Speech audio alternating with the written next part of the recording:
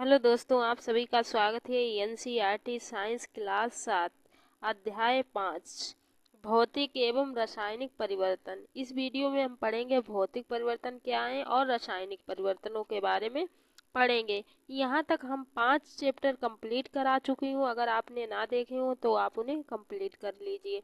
यहाँ पे हम पढ़ेंगे भौतिक एवं रासायनिक परिवर्तनों के बारे में विस्तार से पढ़ेंगे और समझने की कोशिश करेंगे। तो यहाँ पे हमारा चैप्टर नंबर है 5। दैनिक जीवन में हमें अपने आसपास बहुत परिवर्तन दिखाई देते हैं। क्या है जो हमारे दैनिक जीवन में जो परिवर्तन आसपास परिवर्तन हो रहे हमें दिखाई देते हैं कि इन परिवर्तनों में एक या अधिक पदार्थ सम्मिलित होते हैं। इसमें क्या है, एक या एक से अधिक पदार्थ सम्मिलित होते हैं। तो उदाहरण के तौर पे हम समझ सकते हैं, आपकी माताजी आपसे शीतल पेय बनाने के लिए पानी में शक्कर घोलने के लिए कहती हैं। शक्कर का विलयन बनाना एक परिवर्तन है। इसी प्रकार दूध से दही जमाना एक अन्य परिवर्तन है। क्या दूध से दही जमाना ये भी एक क्या है, परिवर्तन ही है। तो कभी कभी दूध खट्टा हो जाता है। दूध का खट्टा होना भी एक परिवर्तन ही होता है। तो खींचा हुआ रबड़ बैंड भी किसी परिवर्तन को प्रदर्शित करता है। तो ऐसे 10 परिवर्तनों की सूची बनाइए जिन्हें आप अपने आसपास देखते हैं। आपको क्या करना है, ऐसे 10 परिवर्तनों के क्या करनी है, सूची बनानी है जो क्या है आपके आसपास दैनिक जीवन में डेली होते रहते हैं। तो इनके आगे हम देखते हैं क्या दिया गया है। आप अध्याय में क्या कौन से अध्याय में हम इस क्रियाकलाप करके इन परिवर्तनों की प्रकृति का अध्ययन करेंगे। क्या करेंगे, हम क्रियाकलाप करेंगे, इनकी जो प्रकृति है उसका अध्ययन करेंगे। व्यापक रूप से ये परिवर्तन 2 प्रकार के होते हैं, भौतिक और रासायनिक। व्यापक रूप से ये परिवर्तन कितने प्रकार के होते हैं, 2 प्रकार के होते हैं। एक कौन सा, एक भौतिक परिवर्तन होता है और एक रासायनिक परिवर्तन।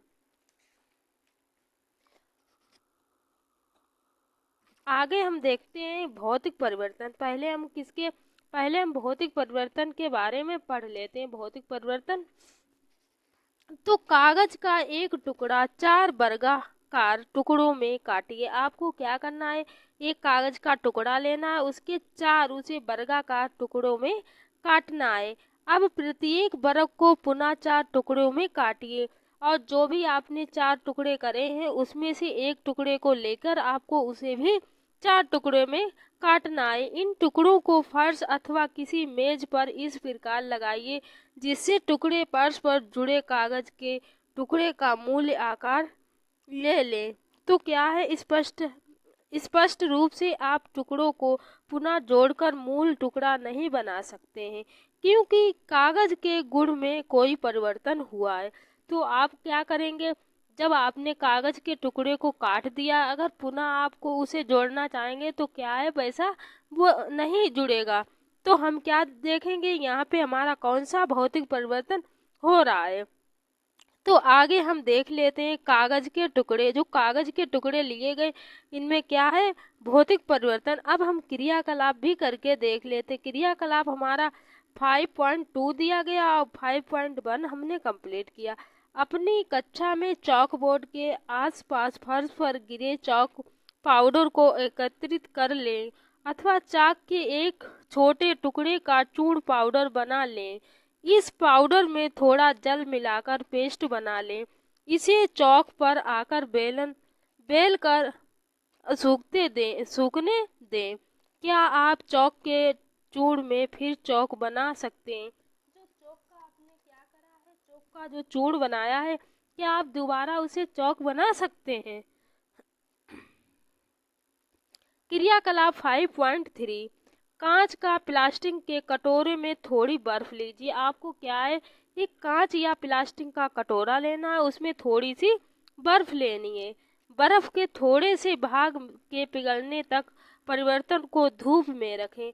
आपको क्या करना है, जब तक बर्फ पिघल नहीं रही है तब तक आपको क्या, उसे धूप में रख देना है। तो अब आपके पास बर्फ और जल का मिश्रण होगा। अब क्या करेंगे, उसमें बर्फ और जल का मिश्रण होगा। अब कटोरे को हिमकारी मिश्रण या बर्फ और नमक में रख दें। क्या जल में फिर से ठोस बर्फ बन जाएगा? क्या जल में दोबारा से आप बर्फ को बना सकते हैं? क्रियाकलाप 5.4 एक पात्र में थोड़ा सा जल लेकर उसे उबालिए। क्या आपको जल की सतह से आप निकलती दिखाई देती है? उबलते हुए जल से कुछ दूरी पर भाप के ऊपर किसी बर्तन को उल्टा करके देखिए। बर्तन के भीतरी सतह को देखिए। क्या आपको वहां जल की कोई बूंदें दिखाई देती हैं? अब क्रियाकलाप 5.5 ज्वा तो क्या है इसमें? सावधानी। ज्वाला पर कार्य करते समय सावधानी बरतते हैं। तो अगर आप क्या कर रहे हैं, ज्वाला पे जल को क्या कर रहे हैं, गर्म कर रहे हैं, जो भी कार्य कर रहे हैं उसमें आपको कुछ सावधानियां भी बरतनी है। उपयोग किए जा चुके लोहे की आरी के ब्लेड की चिमटे से पकड़िए और ब्लेड के मुक्त सिरे के अग्र या अगले भाग को गैस स्टोव की ज्वाला पर रखिए। कुछ मिनट तक प्रतीक्षा कीजिए। क्या ब्लेड के अग्रभाग के रंग में कोई परिवर्तन होता है? ब्लेड को ज्वाला से हटाइए। कुछ समय बाद अग्रभाग को पुनः देखिए। क्या इसके पहले वाला रंग वापस आ गया है? क्रियाकलाप 5.1 और 5.2 आपने देखा कि कागज तथा चौक के माप और साइज में परिवर्तन हो रहा। तो आगे हम देखते हैं, आगे दिया गया है क्रियाकलाप 5.3 और 5.4 में जल की अवस्था परिवर्तित हो जाती है, ठोस से द्रव अवस्था, गैस से द्रव। और क्रियाकलाप 5.5 में आरी के ब्लेड का रंग गर्म करने पर परिचित हो जाती है। तो पदार्थ के आकार, माप और साइज, रंग और अवस्था जैसे गुण उनके भौतिक गुण कहलाते हैं। जब क्या है, कोई पदार्थ उसका साइज, रंग और अवस्था में जो भी परिवर्तन आता है या उसके गुण में, तो क्या वहाँ पे कौन सा परिवर्तन होता है? भौतिक परिवर्तन कहलाता है। भौतिक परिवर्तन सामान्यतः उत्कीर्णनीय होता है। ऐसे परिवर्तन में कोई नया पदार्थ नहीं बनता है। हम दूसरे प्रकार के परिवर्तन पर विचार करते हैं। यहाँ पे हम पढ़ेंगे अब रासायनिक परिवर्तन। लोहे में जंग लगना एक ऐसा परिवर्तन है जो लोहे में जंग लगती है। कौन सा होता है? रासायनिक परिवर्तन होता है। आपने भौतिक परिवर्तन के बारे में अच्छे से समझा। वहाँ पे हम ऐसे समझ सकते हैं कि जब वह परिवर्तन जिसमें किसी पदार्थ के भौतिक गुणों में परिवर्तन हो जाता है, भौतिक परिवर्तन कहलाता है। जैसे उसमें कोई भी परिवर्तन, नया पदार्थ नहीं बनता है, तो क्या है, वहाँ पे भौतिक परिवर्तन होगा। अब हम रासायनिक परिवर्तन देख, तो जब लोहे में जंग लग जाती है तो कौन सा रासायनिक परिवर्तन होता है जिससे आप भली भांति परिचित हैं। लोहे से आप भली भांति परिचित हैं कि जब लोहे में जंग लग जाती है तो वहाँ पे हमारा रासायनिक परिवर्तन हो जाता है। यदि आप लोहे के एक टुकड़े को कुछ दिनों के लिए खुले में छोड़ दें, अगर आप लोहे का एक टुकड़ा लें, खुले में कुछ दिनों के लिए अगर उसे छोड़ देते हैं, तो इस प्रकार भूरे रंग के पदार्थ की परत जम जाती है। लोहे पे क्या होता है? भूरे रंग की एक परत जम जाती है। ये परत जंग कहलाता है। ये परत क्या कहलाता है? यही परत को हम क्या बोलते हैं? लोहे में जंग लग गई। तो और यह प्रक्रम जंग लगना कहलाता है। पार्क अथवा लॉन आदि के लोहे के दरवाजे अथवा बगीचे या पार्क आदि में रखी लोहे की बेंच और लोहे की लगभग कोई भी वस्तु खुले में रखी रहती है, उसमें जंग लग जाती है। आपने देखा होगा, इस चित्र में आप देख सकते हैं लोहे की कुछ जंग लगी हुई वस्तुएं रखी हुई हैं। आगे हम देख लेते हैं कि घर में रखी कुल्हाड़ी, हथौड़ा आदि को बाई में कुछ दिनों तक खुला रख देते। अगर हम खुले में कोई भी वस्तु लोहे की रख देते हैं तो उसमें भूरे रंग की एक परत चढ़ जाती है, उसी को हम क्या कहते हैं? जंग लगना। तो आगे हम देखते हैं कुछ दिनों तक खुला रख देने पर उसमें जंग लग जाती है। रसोई में लोहे का गीला तत्व कुछ समय तक खुला छोड़ देने पर उसमें भी जंग लग जाती है। जंग लोहे नहीं, जंग उस पदार्थ लोहे से भिन्न होती है जिस पर यह लगती है। तो हम कुछ ऐसे परिवर्तनों के विचार करेंगे जिनमें नए पदार्थ निर्मित होते हैं। तो क्रियाकलाप 5.6 शिक्षक द्वारा निर्देशित किए जाने के लिए हमें क्या एक सावधानी देख लेते हैं। क्या मैग्नीशियम के जलते हुए फीते अथवा तार की और लंबी अवधि तक देखना हानिकारक होता है। हमें याद रखना, अगर मैग्नीशियम के जलते हुए फीते अथवा तार को अगर हम लंबे समय तक देखेंगे तो हमें हानिकारक होगा।